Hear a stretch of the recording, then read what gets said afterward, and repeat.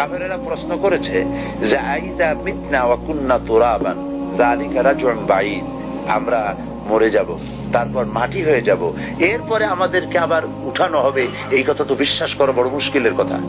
সব বুঝি, কিন্তু এটা কি কথা যে আমরা মরে গেলে আল্লাহ না হয় এক আছে বা থাকলেন, কিন্তু মরবো তারপরে আবার পুনরুত্থিত হব, আবার আমরা জিন্দা হব, এটা তো একটা অসম্ভব কথা।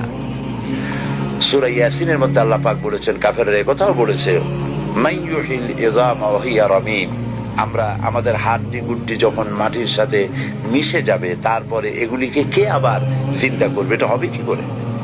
আল্লাহ পাক এসব কথার জবাব দিয়েছেন। আল্লাহ পাক বলেছেন, আইহাসাবুল ইনসানু আন ইউতরাকা সুদা, মানুষ কি ভেবেছে যে তাকে এমনি এমনি ছেড়ে দেওয়া হবে? তাকে এমনি এমনি ছেড়ে দেওয়া হবে না। আলাম ইয়াকুন নুতফাতাম মিন মানিয়্যিন ইউমনা, একথা কি তোমরা জানো না যে তোমাদেরকে এক ফোঁটা নিক্ষিপ্ত নাপাক পানি থেকে তোমাদেরকে সৃষ্টি করা হয়েছে। সুম্মা কানা আলাকাতান ফাখালাকা ফাসাওয়া, এরপরে সেই পানি ফোঁটাকে, সেই নাপাক পানি ফোঁটাকে রক্তপিণ্ডে পরিণত করা হয়েছে, তারপর সুন্দর করে সুগঠিত করা হয়েছে। ফাজআলা মিনহু যাওজাইনিল যাকারা ওয়াল উনসা, এরপরে মায়ের পেটের ভিতরে কোনটাকে পুত্র সন্তান করা হয়েছে, কোনটাকে কন্যা সন্তান করা হয়েছে। আলাইসা যালিকা বিকাদিরিন আলা আইয়ুহিয়াল মাউতা, যে আল্লাহ পাক এভাবে বিনা অস্তিত্ব থেকে অস্তিত্ব দান করতে পারলেন, সে আল্লাহ কি তোমাকে মৃত্যুর পরে চিন্তা করতে পারবেন না? মাশাআল্লাহ, একেবারে মুমিনের মতোই জবাব দিয়েছেন, আলহামদুলিল্লাহ বলি।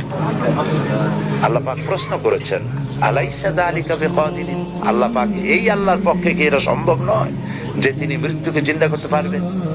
মরা দানা থেকেই তো তিনি গাছ ফলান, সেই গাছকে বিশাল আকৃতি দান করেন, এটা যে আল্লাহ পাক পারেন, সে আল্লাহ তোমাকে আবার চিন্তা করতে পারবেন। আল্লাহ পাক বলেছেন, আনতুম আশাদ্দু খালকান আমিস সামাউ বানাহা, তোমাকে সৃষ্টি করা কঠিন না ওই বিশাল আকাশটাকে কঠিন তৈরি করা কঠিন?